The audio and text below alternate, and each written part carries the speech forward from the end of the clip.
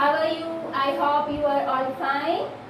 Now we will discuss about electrochemistry. Electrochemistry is the branch, okay, in which study how to convert electrical energy to chemical energy and chemical energy to electrical energy.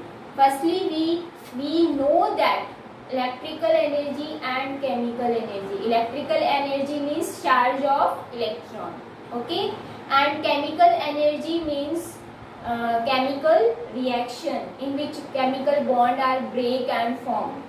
तो बेटा यहाँ पर हम जो discuss कर रहे हैं कि केमिकल एनर्जी को इलेक्ट्रिकल एनर्जी में चेंज करना और इलेक्ट्रिकल एनर्जी को केमिकल एनर्जी में चेंज करना, तो इनके लिए क्या होता है, सेल यूज में आते हैं, ठीक है। तो दो टाइप के सेल है, क्योंकि हमने अभी कहा इलेक्ट्रिकल एनर्जी किस में चेंज हो रही है, केमिकल एनर्जी में, एंड केमिकल एनर्जी किस में चेंज हो रही है, इलेक्ट्रिकल एनर्जी में।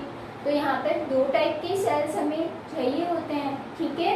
और मैंने अभी आपको बता दिया है कि इलेक्ट्रिकल एनर्जी का मीन्स क्या होता है, चार्ज ऑफ इलेक्ट्रॉन, क्योंकि चार्ज कब आएगा, जब इलेक्ट्रॉन मूव करेंगे one direction to another direction. And chemical energy क्या होती है, जो केमिकल रिएक्शन इन्वॉल्व होगी इसमें, क्योंकि केमिकल रिएक्शन में न्यू सब्सटेंस बनता है, यानी कि बॉन्ड की या तो फॉर्मेशन हुई है या बॉन्ड ब्रेक हुआ है, तो आपको पता है वहां पर एनर्जी की टर्म आती है, उसको आप क्या बोलोगे, केमिकल एनर्जी, ओके। तो बेटा आपके पास दो टाइप के सेल्स आते हैं, इलेक्ट्रोकेमिकल सेल एंड एक होता है आपके पास इलेक्ट्रोलाइटिक सेल।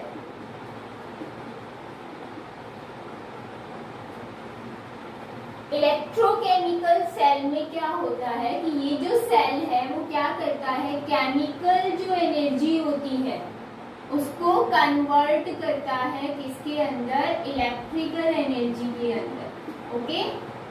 और इलेक्ट्रोलाइट में क्या होता है कि जो इलेक्ट्रिकल एनर्जी होती है वो चेंज होती है किसमें, केमिकल एनर्जी के अंदर, ओके। फर्स्टली ये, सेकेंड, अब यहाँ इलेक्ट्रोकेमिकल सेल है और इलेक्ट्रोलाइटिक सेल है, तो बेटा इनके फीचर्स जो होंगे, इनके कंस्ट्रक्शंस जो होंगे वो क्या होंगे, अलग अलग होते हैं, डिफरेंट होते हैं। तो देखो बच्चों, इसमें इलेक्ट्रोकेमिकल जो सेल होता है इनमें हम क्या करते हैं, टू डिफरेंट बीकर लेते हैं। बीकर बोल सकते हो, कंटेनर बोल सकते हो, या फिर हम ये भी बोल सकते हैं वेसल। टू डिफरेंट क्या होते हैं, कंटेनर। इलेक्ट्रोलाइटिक सेल में ओनली वन कंटेनर होता है या वन वेसल ही होता है। इन कंटेनर या इन बीकर के अंदर क्या होती है, इलेक्ट्रोड होती है, यहाँ पर इलेक्ट्रोड होगी, ओके। इसमें भी इलेक्ट्रोड होगी बट एक ही बीकर के अंदर होगी, और ये इलेक्ट्रोड क्या होती है, डिफरेंट होती है। तो हम यहाँ क्या कहेंगे, इलेक्ट्रोकेमिकल सेल के अंदर two different electrodes in different beaker, और इसके अंदर two different electrode in same beaker या सेम वेसल, ओके। अब इसके अंदर एक सॉल्यूशन भरा हुआ होता है जिसको हम क्या बोलते हैं, इलेक्ट्रोलाइट। तो यहाँ भी कोई सॉल्यूशन भरा हुआ होगा, वो भी क्या होगा, इलेक्ट्रोलाइट, राइट। इसमें भी क्या भरा हुआ है, सॉल्यूशन भरा हुआ है जिसको हम इलेक्ट्रोलाइट बोलते हैं। तो इलेक्ट्रोलाइट क्या होता है कि सेल के अंदर कंटेनर में या वेसल में जो सॉल्यूशन भरा हुआ होता है ये क्या हो जाता है, इजीली आयोनाइज्ड हो जाता है, ओके। आयंस में ब्रेक डाउन हो जाता है इजीली, इसीलिए इसको आप क्या बोलते हो, इलेक्ट्रोलाइट, ठीक है। आयंस में ब्रेक होगा तो आपको पता है कि इलेक्ट्रॉन्स मूव करेंगे। अब यहाँ पर आपके पास इलेक्ट्रोलाइट जो होगा वो क्या होगा, डिफरेंट होगा, क्योंकि बीकर अलग अलग है। इसमें बीकर सेम है तो आपके पास इलेक्ट्रोलाइट क्या रहेगा, एक ही रहेगा, क्लियर है। अब यहाँ पर आपको पता ही है कि इलेक्ट्रोड्स जो होते हैं हमें सर्किट कंप्लीट करना होता है, तो वो हम कर लेंगे। नेक्स्ट इसमें यह आता है कि इन दो बीकर को कनेक्ट करने के लिए, इंटरनली कनेक्ट करने के लिए हम ये जो यू शेप की हमें दिख रही है ट्यूब, इसको हम बोलते हैं सॉल्ट ब्रिज। दैट मीन्स यहाँ पर सॉल्ट ब्रिज यूज होता है, यहाँ सॉल्ट ब्रिज यूज नहीं होता क्योंकि एक ही व्हीकल में एक ही बीकर के अंदर है पूरा सॉल्यूशन और रॉड भी, इसीलिए यहाँ पर कोई भी सॉल्ट ब्रिज यूज नहीं होता। तो मेनली आपको ध्यान रखना है कि इलेक्ट्रोकेमिकल सेल और इलेक्ट्रोलाइट सेल में क्या डिफरेंस है। फर्स्ट तो आप ये बताओगे केमिकल एनर्जी को इलेक्ट्रिकल एनर्जी में चेंज कौन करता है, इलेक्ट्रोकेमिकल। इलेक्ट्रोलाइट सेल क्या करता है, इलेक्ट्रिकल एनर्जी को केमिकल एनर्जी में चेंज। इसमें टू डिफरेंट इलेक्ट्रोड्स जो होती हैं टू डिफरेंट बीकर के अंदर होती है, इसमें टू डिफरेंट इलेक्ट्रोड क्या होती है, सेम बीकर के अंदर। ओके, अब जो ये इलेक्ट्रोड है ये मेटल्स की बनी हुई होती है, तो हम ये कह सकते हैं कि यहाँ पर जो मेटल्स की इलेक्ट्रोड है वो क्या होती है, डिफरेंट डिफरेंट मेटल की होती है। यहाँ पर बेटा सेम भी हो सकती है, डिफरेंट तो होती है बट सेम भी हो सकती है। अब हमने कहा कि इसमें इलेक्ट्रोलाइट क्या रहता है, डिफरेंट डिफरेंट, इसमें इलेक्ट्रोलाइट क्या रहता है, वन ही रहता है, सेम ही रहता है। और इसके अंदर सॉल्ट ब्रिज यूज में आता है और इसमें सॉल्ट ब्रिज यूज नहीं आता। तो ये मेनली डिफरेंस था, ये 12th में भी आएगा, आप देखोगे भी इलेक्ट्रोकेमिस्ट्री के अंदर। तो इलेक्ट्रोकेमिस्ट्री में इलेक्ट्रोकेमिकल और इलेक्ट्रोलाइटिक सेल की स्टडी की जाती है। ठीक है, अब हम लेके चलेंगे इलेक्ट्रोकेमिकल सेल, ब्रीफली हम इसका डिस्कशन करेंगे। ओके, तो देखो बच्चों इलेक्ट्रोकेमिकल सेल में मैंने फर्स्टली आपको बता दिया है क्या होता है कि टू डिफरेंट बीकर्स होते हैं और इसमें टू डिफरेंट रॉड होती हैं, इलेक्ट्रोड्स जो उनको आप रॉड भी बोल सकते हैं। एंड ये क्या काम करता है, ये इलेक्ट्रिकल एनर्जी प्रोवाइड कराएगा, दैट मीन्स केमिकल एनर्जी को इलेक्ट्रिकल एनर्जी में चेंज करेगा। तो हम देख लेते हैं फर्स्टली कि इलेक्ट्रोकेमिकल जो सेल है इसका कंस्ट्रक्शन क्या है। ओके, तो अभी अभी डायग्राम बनाया था वो रफली था, आप देखो इसमें टू बीकर होते हैं, फर्स्ट बीकर ये रहेगा एंड सेकेंड बीकर यहाँ पर। इन बीकर के अंदर होती है इलेक्ट्रोड,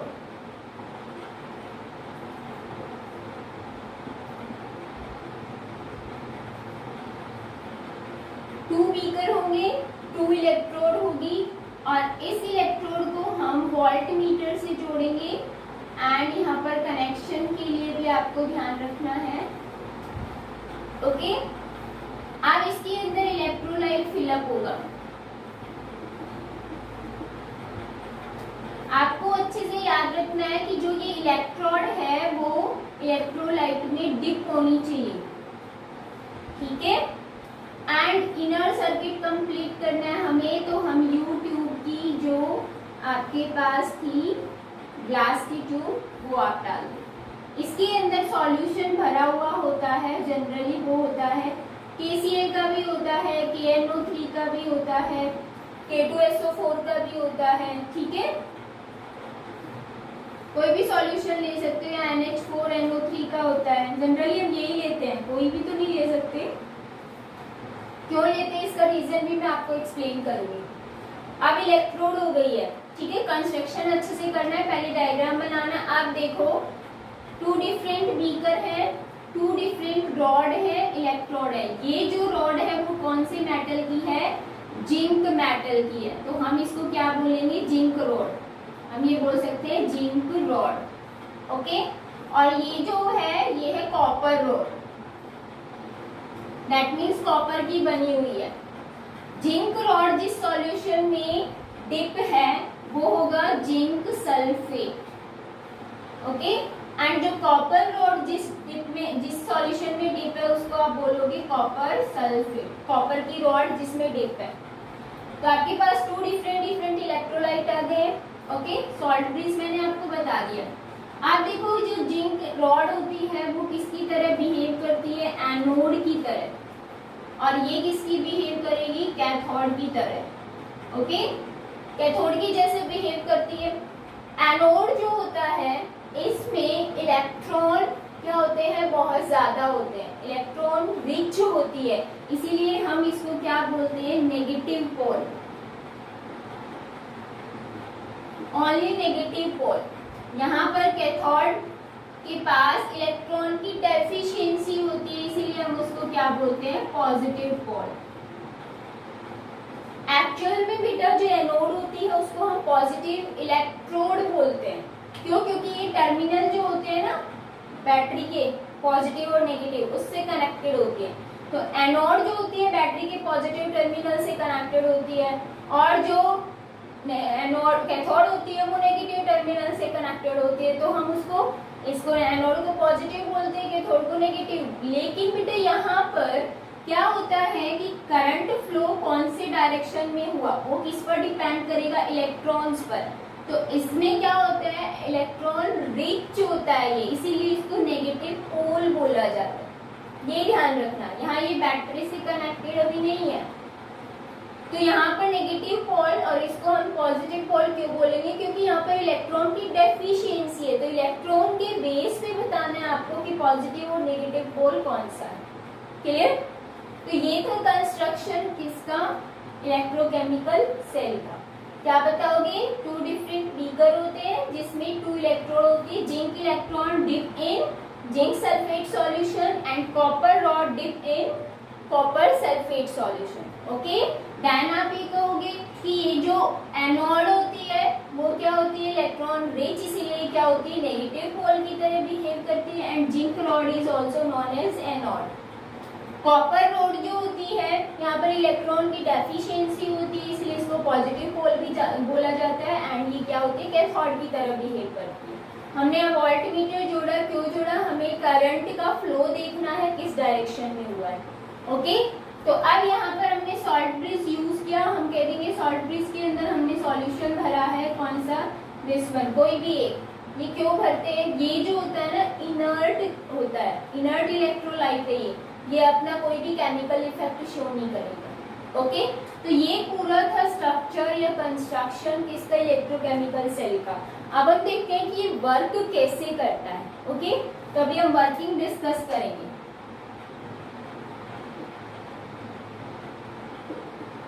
वर्किंग देखो बेटा, सबसे पहले क्या होता है कि ये जिंक जो रॉड होती है ये क्या करती है? एनोड पर देखो कौन सी रिएक्शन होगी, क्योंकि एनोड की तरह जिंक रॉड ही बिहेव कर रही है। तो एनोड पर क्या होगा? जो जिंक है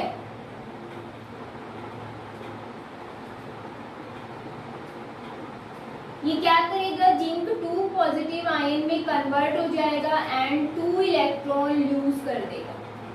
समझ आ रहा है? यानी कि जो जिंक की रॉड है उसमें से जो जिंक प्रेजेंट है मेटल, वो क्या कर रहा है? इलेक्ट्रॉन को लूज कर रहा है। इलेक्ट्रॉन यहाँ पर आ गए, इसीलिए एनोड को क्या बोलते हैं? Electron rich.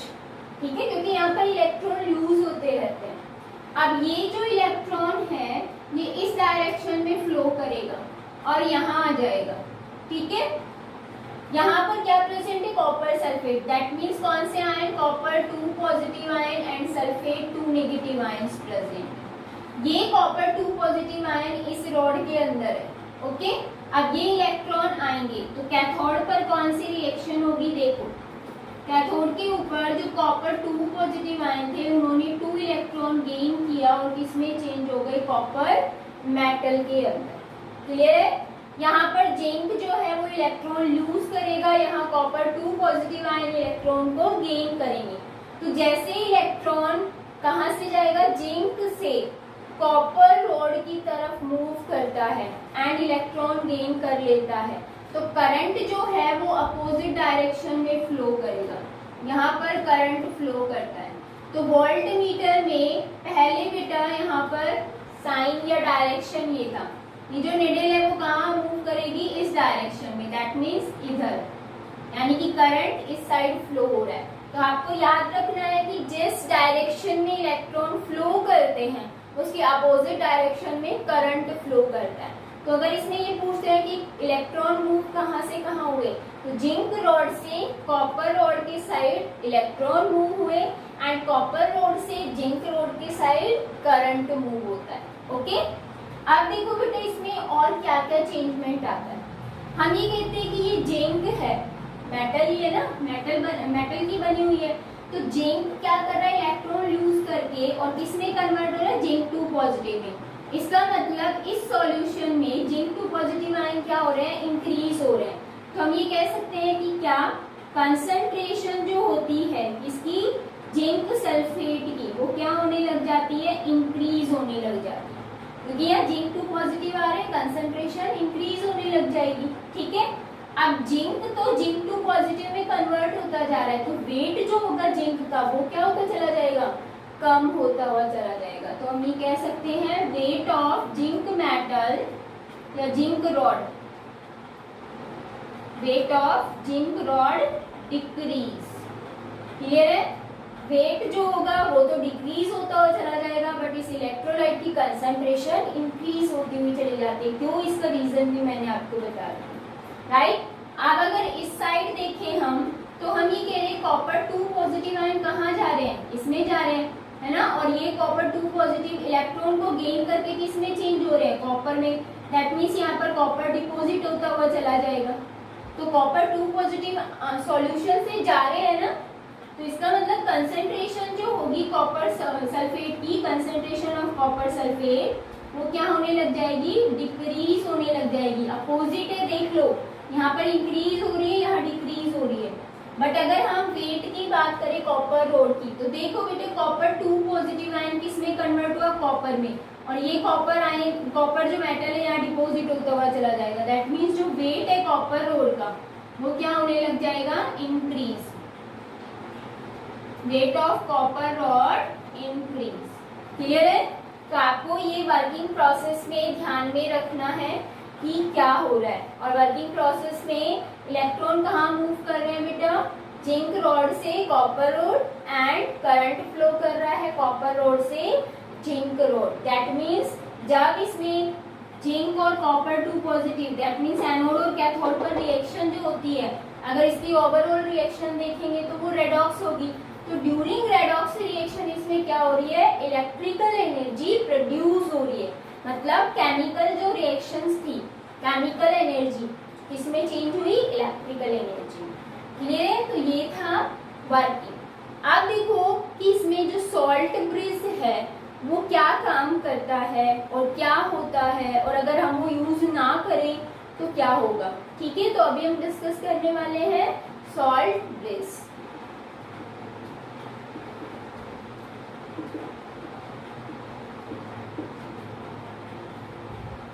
सॉल्ट ब्रिज जब हमने सेल की स्ट्रक्चर बनाई तो हमने एक यू ट्यूब, ग्लास की होती है यू ट्यूब, ठीक है, इस टाइप से बनाते हैं। तो ये एक यू ट्यूब होती है, ठीक है, जिसके अंदर हम क्या करते हैं, इलेक्ट्रोलाइट फिलअप करते हैं। और ये जो फाइल होता है, इलेक्ट्रोलाइट जो होता है वो क्या होता है, इनर्ट होता है। कौन कौन से होते हैं, KCl, KNO3, K2SO4, NH4NO3। हम मोस्टली यही फिलअप क्यों करते हैं, इसका रीजन क्या है। तो पहले आपको ये पता होना चाहिए सॉल्ट ब्रिज क्या होता है। सॉल्ट ब्रिज जो होती है एक ग्लास की यू ट्यूब होती है जिसके अंदर इनर्ट इलेक्ट्रोलाइट फिलअप होता है, किसके साथ, in with agar agar solution. ये अगार अगार सॉल्यूशन जो होता है वो जेली टाइप का होता है बेटा, ये इसको मोबिलिटी प्रोवाइड कराता है। ठीक है, तो ये अगार अगार सॉल्यूशन क्या है आपको पता होना चाहिए। जो अगार अगार सॉल्यूशन है वो एक मिक्सचर होता है पॉलीसेकेराइड्स का।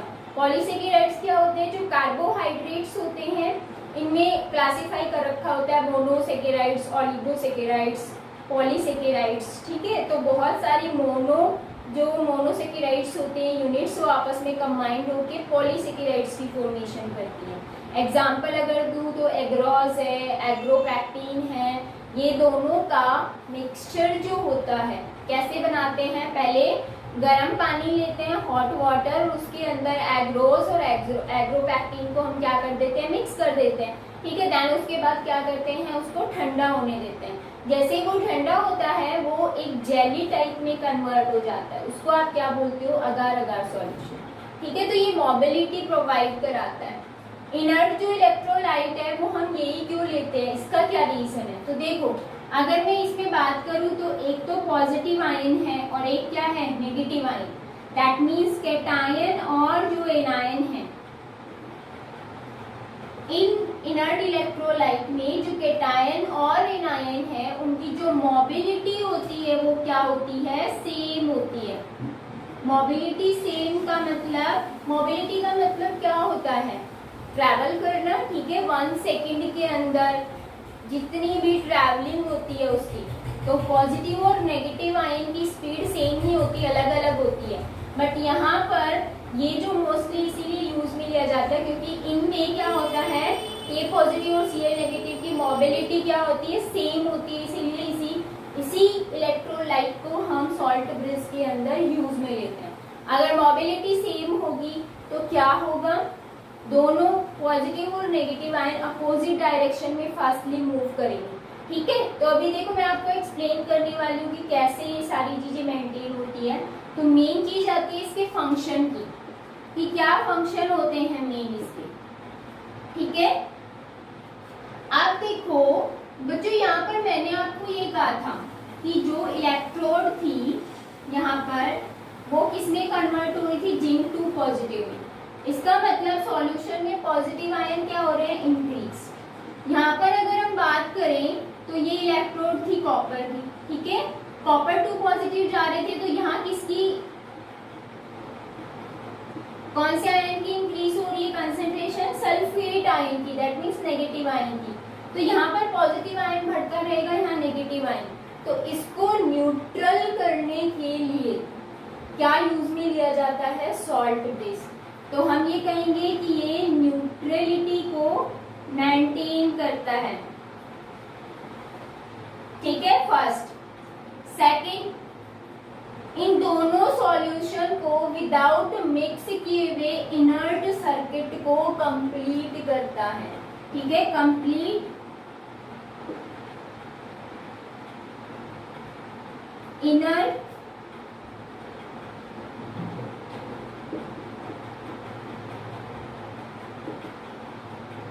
Circuit without mixing solution,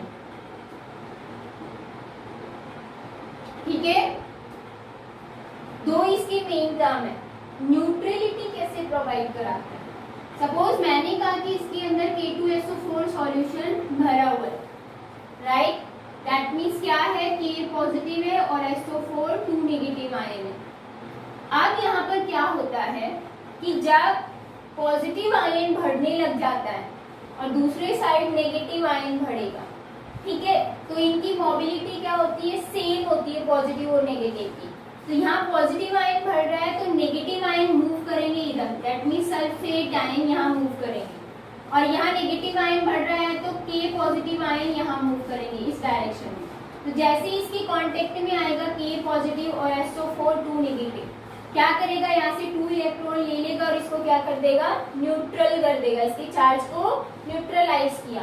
same as it is zinc 2 positive ion है, सल्फेट आयन के कांटेक्ट में आते हैं, इसको क्या कर देंगे, न्यूट्रलाइज करने का काम करेंगे, ठीक है। तो जब भी पॉजिटिव या नेगेटिव आयन की कंसंट्रेशन सॉल्यूशन के अंदर इंक्रीज होती है तो सॉल्ट ब्रिज में जो पॉजिटिव और नेगेटिव आयन प्रेजेंट है, कैटायन और एनायन, ये सेम स्पीड से मूव करेंगे और दोनों सेल के अंदर, ठीक है, ये एक हाफ सेल है, ये एक हाफ सेल है, तो यहाँ पर दोनों के अंदर न्यूट्रलिटी लाने की कोशिश करते हैं, कोशिश क्या होती भी है, ठीक है। तो ये आपको ध्यान रखना है। अगर यहाँ पर सॉल्ट ब्रिज हम यूज में ना ले तो ऐसा क्या हो जाएगा, बहुत सिंपल है, यहाँ पॉजिटिव आयन बढ़ते रहेंगे या नेगेटिव आयन बढ़ते रहेंगे और रिएक्शन स्टॉप हो जाएगी। तो न्यूट्रलिटी मेंटेन करने के लिए सॉल्ट ब्रिज यूज में लिया जाता है, 2 डिफरेंट बीकर में जब रिएक्शन होती है, ठीक है। आपने पढ़ा था ना ऑक्सीडेशन हाफ, रिडक्शन हाफ, तो ऑक्सीडेशन हाफ यहाँ हो रहा है, रिडक्शन हाफ यहाँ हो रहा है, ठीक है। तो यहाँ पर न्यूट्रलिटी मेंटेन नहीं होगी और एक इनर जो सर्किट होता है वो भी कंप्लीट नहीं होगा, क्लियर। तो ये सॉल्ट ब्रिज के फंक्शन है, और अगर सॉल्ट ब्रिज यूज नहीं करेंगे तो हमें क्या, आपके पास मतलब क्या निकल के आएगा कि हम सॉल्ट ब्रिज यूज ना करें तो क्या होने वाला है, ठीक है। आप देखो बच्चों, अगर हम सेल को यूज करते रहते हैं तो थोड़े टाइम बाद वो क्या हो जाता है, डेड हो जाता है। इसका रीजन क्या है वो देखते हैं। हम ये कहते हैं कि केमिकल सेल है आपके पास, ठीक है, इलेक्ट्रोकेमिकल सेल है और 2 इलेक्ट्रोड्स हैं, सॉल्ट ब्रिज यूज किया हुआ है आपने और इलेक्ट्रोलाइट फिलअप किया हुआ है।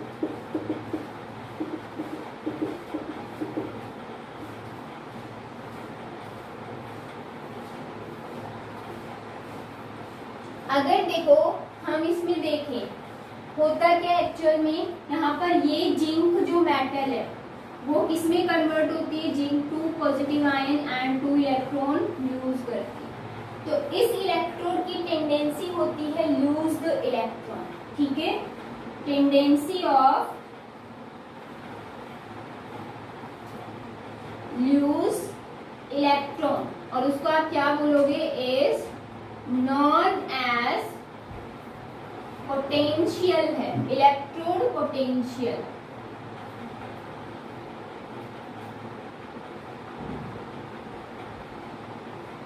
एंड यहाँ क्या होता है कि जो कॉपर 2 पॉजिटिव आयन है ये 2 इलेक्ट्रॉन गेन करके क्या किसमें चेंज होते हैं, कॉपर के अंदर।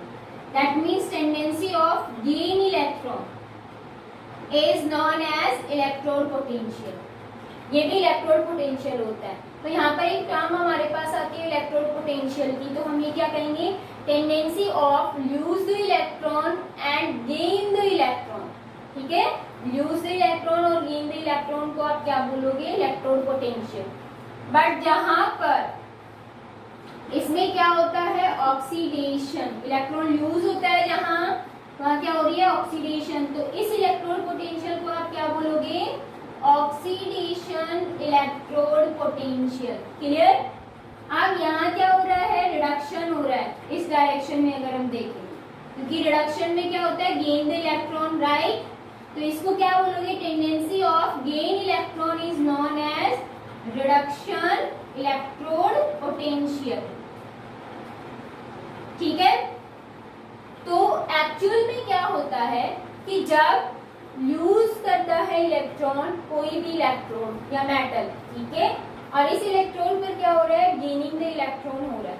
अगर यहाँ पर ये दोनों प्रोसेस क्या हो जाए, इक्वल हो जाए, दैट मीन्स अगर मैं आपसे ये कहूं कि जो ऑक्सीडेशन इलेक्ट्रोड पोटेंशियल है, इलेक्ट्रोड पोटेंशियल वो किसके इक्वल हो जाए, रिडक्शन इलेक्ट्रोड पोटेंशियल के। इसका मतलब क्या आ गया, इक्विलिब्रियम आ गया। और जब इक्विलिब्रियम कंडीशन आ जाती है तो आपको पता है ना फॉरवर्ड ना ही बैकवर्ड, दैट मीन्स यहाँ पर जो इलेक्ट्रॉन फ्लो करने की जो टेंडेंसी है वो क्या हो जाएगी, स्टॉप हो जाएगी, ठीक है।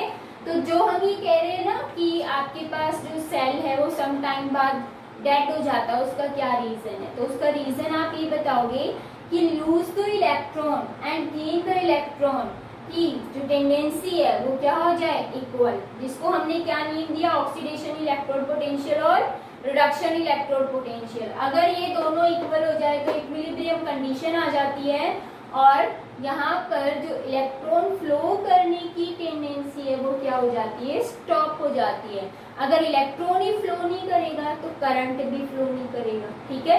इलेक्ट्रॉन के मूवमेंट को स्टॉप कर दिया तो करंट भी स्टॉप हो जाएगा, और करंट स्टॉप हो गया दैट मीन्स इलेक्ट्रिकल एनर्जी हमें नहीं मिलेगी।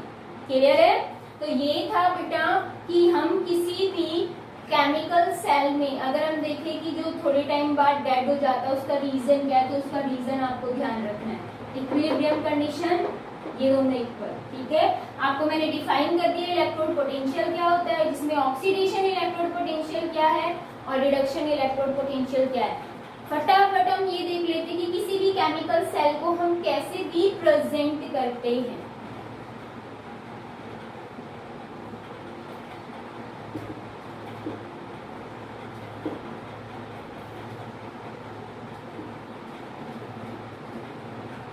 इलेक्ट्रोकेमिकल जो सेल है उसकी बात हो रही है, उसको कैसे रिप्रेजेंट करते हैं। फर्स्टली आपको ये पता होना चाहिए कि रिप्रेजेंटेशन क्या होगा।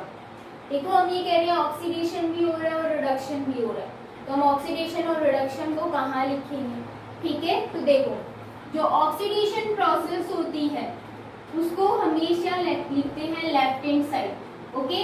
एंड रिडक्शन जो होगी उसको हम लिखेंगे राइट हैंड साइड। अब इन दोनों में सेपरेशन के लिए हम एक सिंगल लाइन यूज करते हैं, दिस वन, इसको हम बोलते हैं सिंगल लाइन। ये सिंगल लाइन क्या करती है, देखो ऑक्सीडेशन हो रहा है उसमें भी हम सिंगल लाइन यूज करेंगे, रिडक्शन हो रहा है उनमें भी हम सिंगल लाइन यूज करेंगे, और दोनों को सेपरेट आउट करने के लिए हम डबल लाइन यूज करेंगे। इस डबल लाइन का मतलब क्या होगा, ये देखो। अब तो सबसे पहले आपको पता होना चाहिए सिंगल लाइन होती है और डबल लाइन। सिंगल लाइन आप 2 यूज करते हो, डबल लाइन ओनली 1 यूज करते हैं। सिंगल लाइन जो होती है वो बेटा फेज को रिप्रेजेंट करती है। फेज का मतलब यहाँ पर सॉलिड जो है वो लिक्विड में चेंज हो रहा है, तो सॉलिड और लिक्विड की स्टेट जो होगी उसके बीच में आप ये सिंगल लाइन यूज करोगे। या फिर हम ये भी कह सकते हैं कि ये किसकी तरह बिहेव करेगी, इलेक्ट्रोड की तरह। दैट मीन्स ये सिंगल लाइन किसको रिप्रेजेंट करेगी, इलेक्ट्रोड को, या फिर हम बोल सकते हैं फेज को, ठीक है, जो स्टेट होती है ना उसको। डबल लाइन किसको रिप्रेजेंट करता है, सॉल्ट ब्रिज को रिप्रेजेंट करता है। अब हमने थोड़ी देर पहले डिस्कस किया था, मैं यहाँ लिख देती हूँ कि एनोड पे हमारे पास रिएक्शन हो रही थी कि जिंक जो है वो किसमें कन्वर्ट हो रहा था, zinc 2 positive plus 2 electron use कर रहा था। कैथोड पर रिएक्शन कौन सी हो रही थी, copper 2 positive ion 2 electron gain करके कॉपर में कन्वर्ट हो रहे थे। तो देखो बच्चों, यहाँ जो जिंक है वो किस फॉर्म में है, सॉलिड, और जब वो आयनिक फॉर्म में चेंज होता है तो एक्वस फॉर्म के अंदर होता है। ये ध्यान रखना, सॉलिड फॉर्म कभी भी आयोनिक फॉर्म में नहीं होती। आयंस कब बनेंगे, जब उसमें एक्वस सॉल्यूशन डाला जाएगा, ठीक है। ये क्या है, एक्वस के अंदर, और ये क्या है, सॉलिड के अंदर। तो अभी आपको समझ आ गया होगा सिंगल लाइन फेज को रिप्रेजेंट कर रहा है ना। तो देखो फर्स्ट हम ये कह रहे हैं कि ऑक्सीडेशन हमें कहाँ लिखना है, लेफ्ट हैंड साइड। ऑक्सीडेशन कहाँ हुआ, इसी में तो हुआ है। जिंक किस में कन्वर्ट हुआ, जिंक 2 पॉजिटिव आयन में, तो हम लिखेंगे zinc, then single line zinc 2 positive. तो यहाँ पर ये सॉलिड फॉर्म है, ये एक्वस फॉर्म है, तो फेज को भी रिप्रेजेंट कर रहा है। और हम क्या कह रहे हैं, किसको रिप्रेजेंट करता है, इलेक्ट्रोड। ये प्रोसेस कौन से इलेक्ट्रोड पे हुआ है, एनोड पर, तो हम ये कह सकते हैं ये सिंगल लाइन क्या है, एनोड, ठीक है, हम ये भी बोल सकते हैं। डबल लाइन जो होती है वो सॉल्ट ब्रिज को रिप्रेजेंट करती है, क्योंकि आपको पता है इलेक्ट्रोकेमिकल सेल में जो हाफ रिएक्शन थी वो एक सेल के अंदर होती है और हाफ दूसरे सेल में, दोनों को कनेक्ट करने का काम कौन करता है, सॉल्ट ब्रिज, ठीक है। देन उसके बाद आप लिखोगे रिडक्शन। रिडक्शन कहाँ लिखते हैं, right hand side, okay. Reduction कहाँ हुआ है, यहाँ पर, मतलब कॉपर जो 2 पॉजिटिव आयन था वो किस में कन्वर्ट हुआ, कॉपर में, ठीक है। तो आप क्या लिखोगे, सिंगल लाइन देन कॉपर। तो सेल को रिप्रेजेंट आपको ऐसे करना है। देखो यहाँ फेज का भी बता दिया सिंगल लाइन में, और ये किसकी तरह बिहेव कर रहा है, कैथोड, ठीक है, आपको ये भी ध्यान रखना है। तो ये कैथोड है सिंगल लाइन, ये वाली सिंगल लाइन एनोड है, और ये डबल लाइन क्या है आपके पास, सॉल्ट ब्रिज। ये कंप्लीट। हम नेक्स्ट वीडियो में बेटा नेक्स्ट टॉपिक डिस्कस करेंगे।